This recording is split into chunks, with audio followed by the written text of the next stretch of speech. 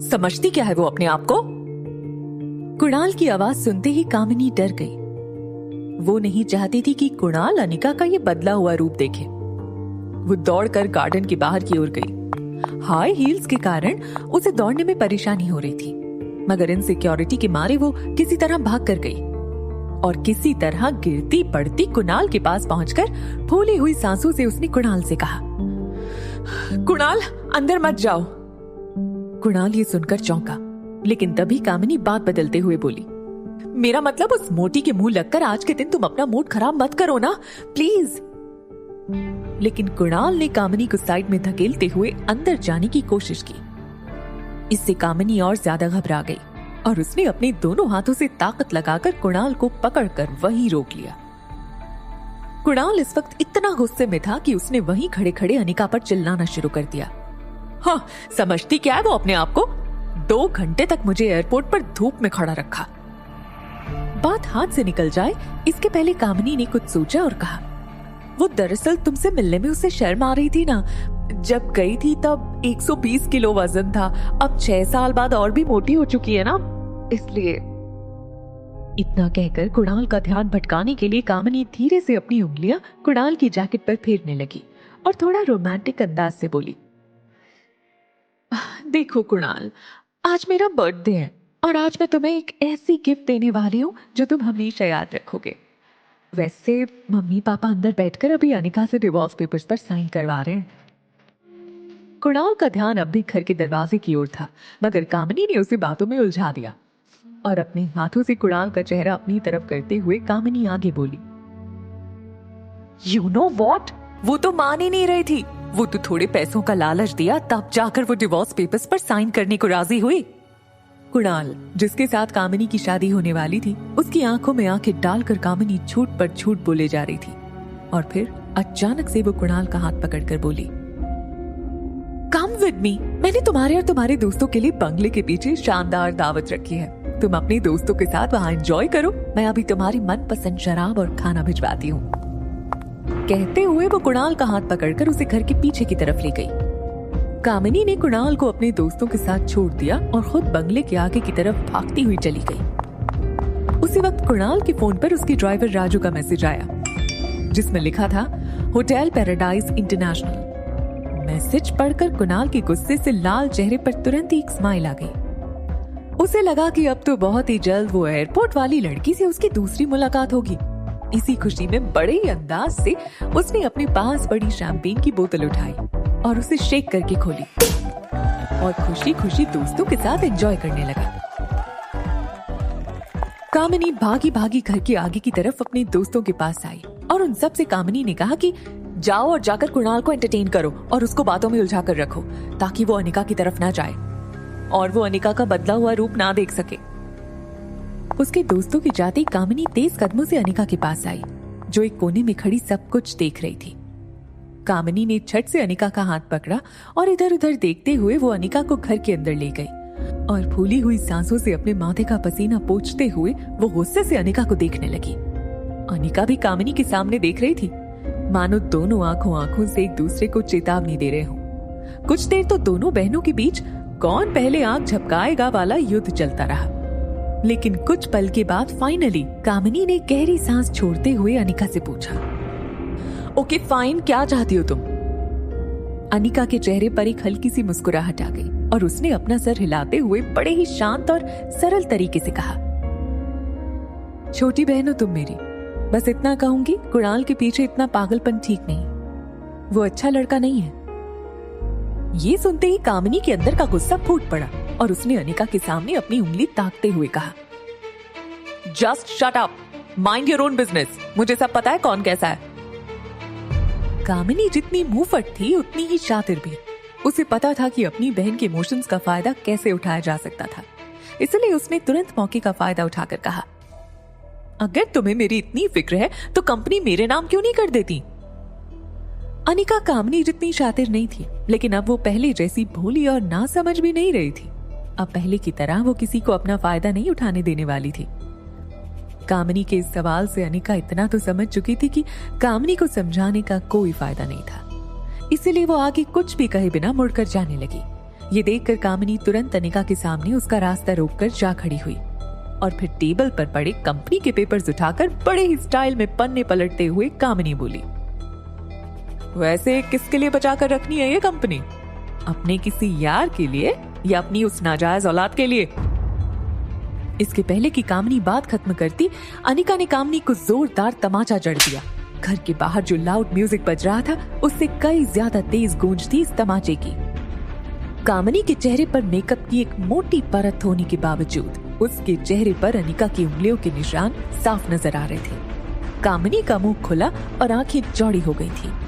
खबरदार, अगर मेरी बच्ची को नाजायज कहा तो जबान खींच लूंगी। And I mean it. Anika की लाल आंखों से आंसू कम और गुस्सा ज्यादा बह रहा था। अनिका को कामिनी ने पहले कभी इतने गुस्से में नहीं देखा था। बिना कुछ कहे वो चुपचाप अनिका का रास्ता छोड़कर साइड में जाकर खड़ी हो गई।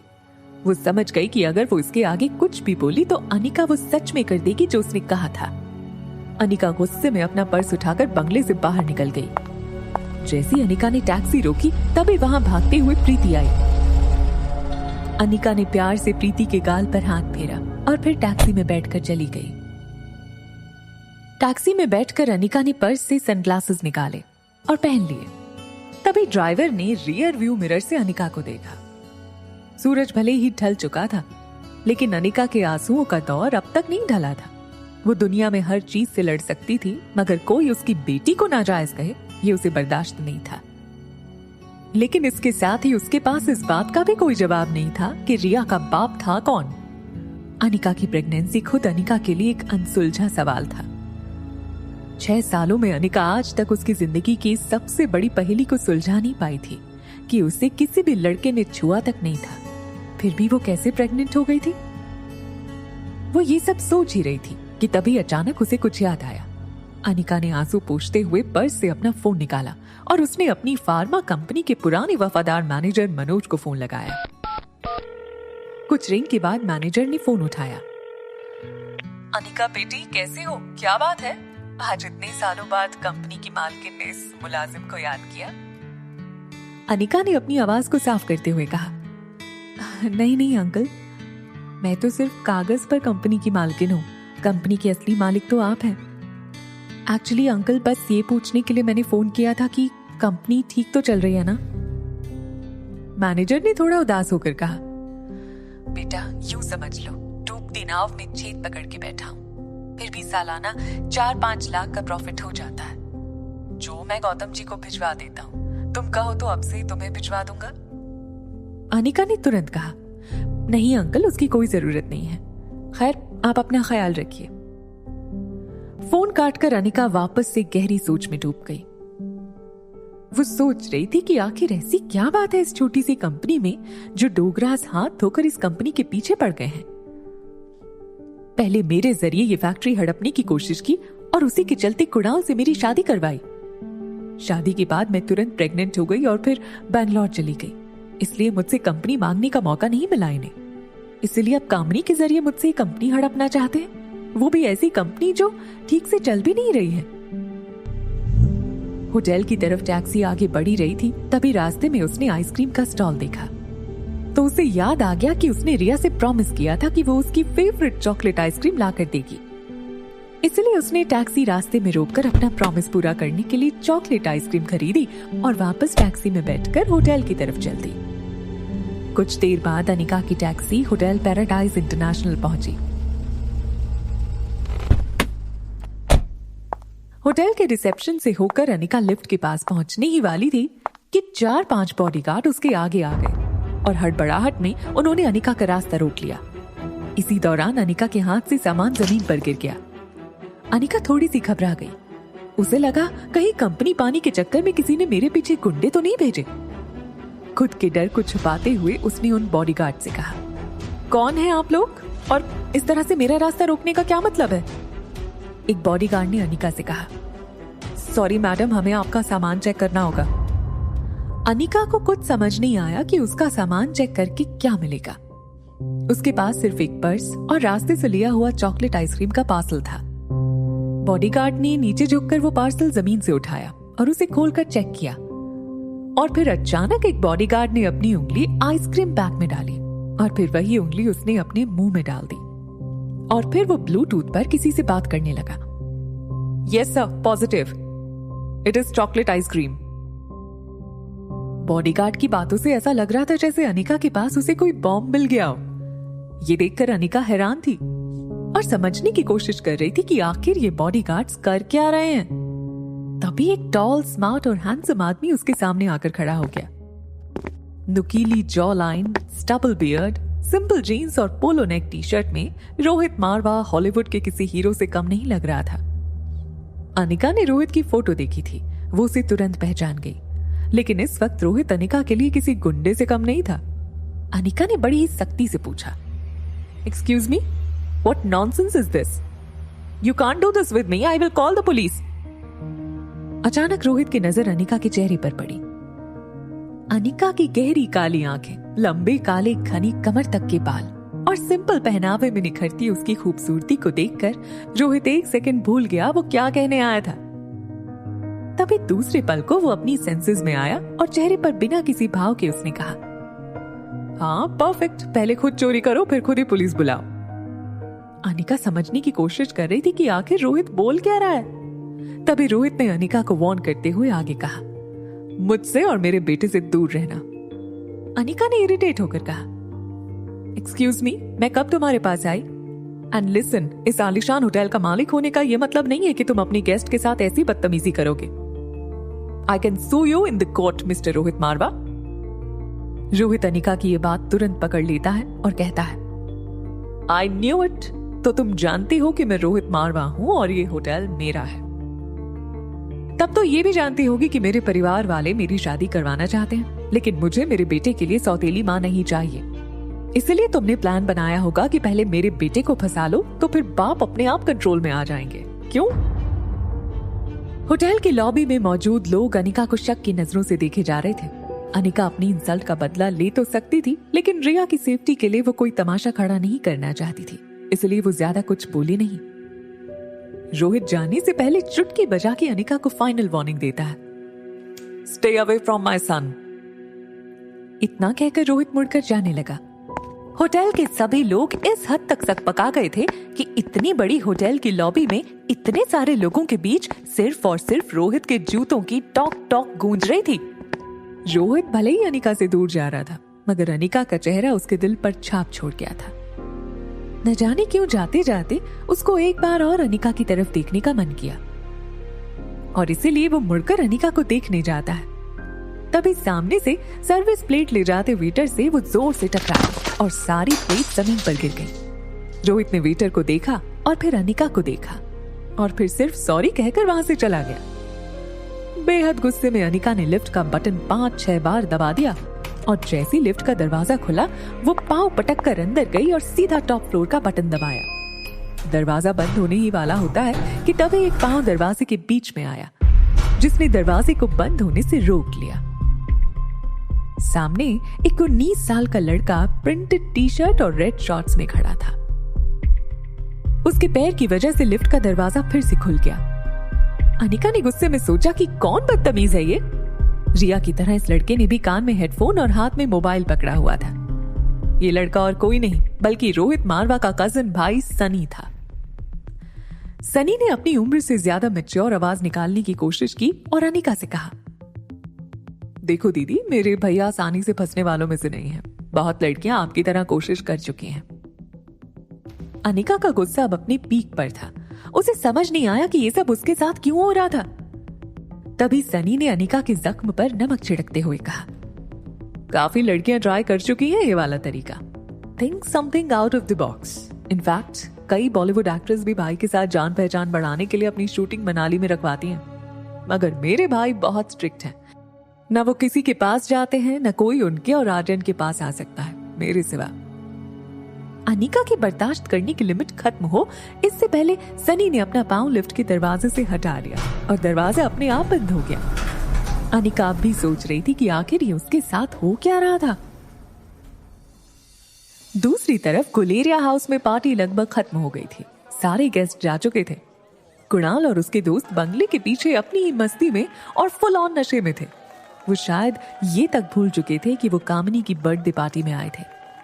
कुणाल अब नशे में था और बेहद खुश था, क्योंकि वो जानता था कि कल उसकी मुलाकात फिर से एयरपोर्ट वाली लड़की से होगी। तभी वहां गौतम, कामिनी और मनीषा हाथ में डिवोर्स पेपर लेकर पहुंचे। कामिनी ने कुणाल को खुश देखकर उसका एक हाथ पकड़कर कहा, आई एम सो हैप्पी कि कुणाल ने पार्टी एंजॉय की। लेकिन कामिनी इस हकीकत से अनजान थी कि कुणाल एयरपोर्ट वाली लड़की और उसकी खूबसूरती के बारे में अपने दोस्तों से बात कर रहा था और इसीलिए वो इतना खुश नजर आ रहा था। तभी गौतम ने भी खुश होकर कुणाल से कहा, कांग्रेचुलेशंस, आज कामिनी के बर्थडे के मौके पर मेरी तरफ से तुम दोनों को ये तोहफा। गौतम ने कुणाल को डिवोर्स पेपर्स थमा दिए। कुणाल ने जल्दी से पेपर्स लिए और गौर से देखने लगा, फिर खुश होकर बोला, थैंक यू वेरी मच। इस डिवोर्स पेपर को देखकर मैं बता नहीं सकता कितना हल्का फील कर रहा हूं मैं। I am a free bird again. Gautam ने भी मजाकिया अंदाज में कहा, but not for long time, जल्दी तुम्हारी और कामिनी की शादी कर देंगे। ये सुनते ही कुणाल का मूड खराब हो गया। वो गौतम से रूडली कहता है, इसमें सिर्फ डिवोर्स पेपर्स हैं। जब तक कंपनी के पेपर्स नहीं होंगे तब तक ना मेरे घर वाले शादी करवाएंगे ना मैं करूंगा। कुणाल आखिरी पैग नीच पी लेता है और वहां से निकल जाता है। Hotel paradise. तिलमिलाई अनिका अपने कमरे में आई। अपना पर्स सोफे पर फेंक कर पांव सेंटर टेबल पर रखकर सोफे पर बैठ गई। उसे ये समझ नहीं आ रहा था नीचे लॉबी में उसके साथ हुआ क्या और क्यों हुआ। उसने होटल बदलने का मन बना लिया और रिया को लेने बेडरूम में गई। बेडरूम का दरवाजा खोलकर उसने देखा रिया बिल्कुल शांति से सो रही थी। रिया को इस तरह देखकर अनिका का गुस्सा एक सेकंड में शांत हो गया। वो रिया के माथे को चूमती है। तभी उसके फोन में एक नोटिफिकेशन आया। अनिका ने मोबाइल चेक किया तो देखा कि उसके डॉक्टर अमृता नाम वाले मेल बॉक्स में रोहित मारवा का मैसेज आया था। Want to meet you urgently। एक पेशेंट है जिसके दिमाग का ऑपरेशन करना है, जो सिर्फ आप कर सकती हैं। मैसेज पढ़कर अनिका को अपनी इंसल्ट का बदला लेने का मौका मिल गया था। उसने तेज उंगलियों से मैसेज टाइप करके बिना सोचे एक सेकंड में बटन दबा दिया। वहां रोहित डॉक्टर अमृता का मैसेज पढ़कर शॉक्ड हो गया। मेल में लिखा था, दिमाग का इलाज पहले आपको करवाना चाहिए। रोहित को समझ नहीं आया कि डॉक्टर अमृता जैसी बड़ी न्यूरोसर्जन उसे ऐसा क्यों कह रही थी। रोहित ने मेल पर कुछ टाइप किया लेकिन फिर मैसेज डिलीट कर दिया और अपनी कंपनी के आईटी हेड सैम को फोन लगाया। रोहित काफी डोमिनेंट आवाज में कहता है, हेलो सैम। रोहित की आवाज सुनकर सैम को जैसे पसीने छूटने लगे। रोहित का प्रभाव लोगों पर कुछ ऐसा था कि अगर रोहित ने याद किया है तो जरूर कोई गड़बड़ हुई होगी हमसे। सैम डर के पूछता है, yes sir, anything I can do for you. Rohit Sam को सिर्फ इतना कहता है, मेरे ऑफिशियल मेल अकाउंट पर डॉक्टर अमृता का मेल आया है, पता करो वो मेल की लोकेशन कहाँ है। वो जहां भी होंगी मैं उसे चार्टर फ्लाइट में जाकर मनाली ले आऊंगा। सैम के लिए काम आउट ऑफ ऑफिशियल वर्क था। वो हिम्मत करके जवाब देता है, सर एक्चुअली कोई नेटवर्क हमें अपनी क्लाइंट का एग्जैक्ट लोकेशन नहीं शेयर करेंगे, इट्स इलीगल। रोहित कहीं नाराज ना हो जाए इसीलिए खुद अपनी ओर से कह देता है, but sir give me some time, I will try and find out. निराश होकर रोहित ने फोन काट दिया। तभी उसके फोन पर सनी का मैसेज आता है, भैया come fast, Aryan is not well. Rohit उसी वक्त लिफ्ट की ओर दौड़ने लगा। होटल का स्टाफ रोहित को ऐसे भागते देख परेशान हो गया। रोहित ने लिफ्ट में टॉप फ्लोर का बटन दबाया, मगर आज उसे अपनी लिफ्ट की स्पीड बहुत स्लो लग रही थी। आर्यन पर जरा सी तकलीफ आई तो रोहित बर्दाश्त नहीं कर सकता था। जब तक लिफ्ट 24वें फ्लोर पर पहुंचती है तब तक तो रोहित के मन में हजारों ख्याल गुजर चुके थे। फाइनली लिफ्ट का दरवाजा खुला। सनी दरवाजे पर रोहित का इंतजार कर रहा था। रोहित सीधा बेडरूम की तरफ भागा और वहां रोहित ने जो देखा वो उसकी समझ से बाहर था। आर्यन गहरी नींद में था और वो नींद में एक ही चीज बोले जा रहा था, मम्मा चॉकलेट आइसक्रीम, मम्मा चॉकलेट आइसक्रीम।